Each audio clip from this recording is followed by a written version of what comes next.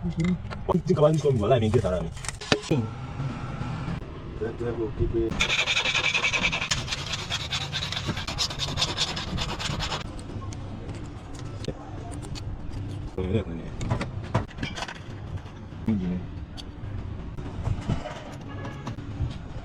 Don't like this now, it should be.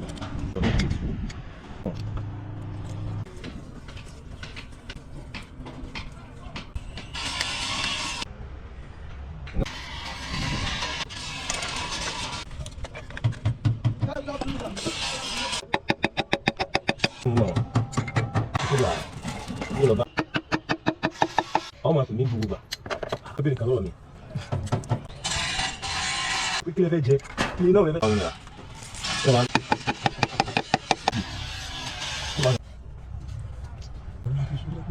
What do you think about this one? Like me get around me.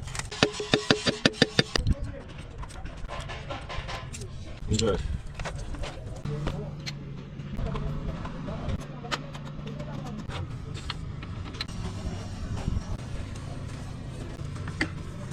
Thank you.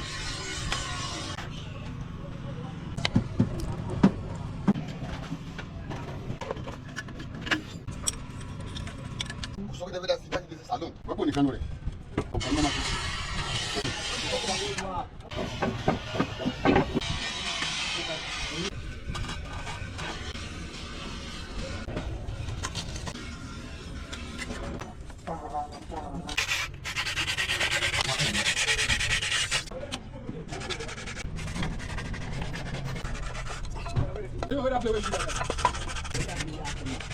Mas olha como, você vai demais do patrimônio, vai.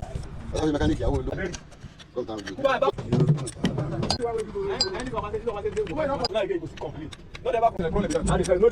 Wallahi, why you all? I don't say me worry about.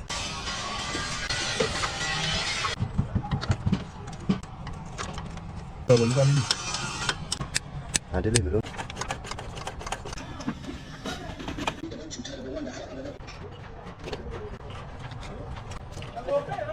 They do it for you.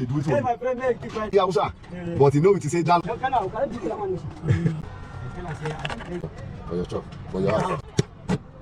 Out. No, kick your character. Você quer comer uma bagulho?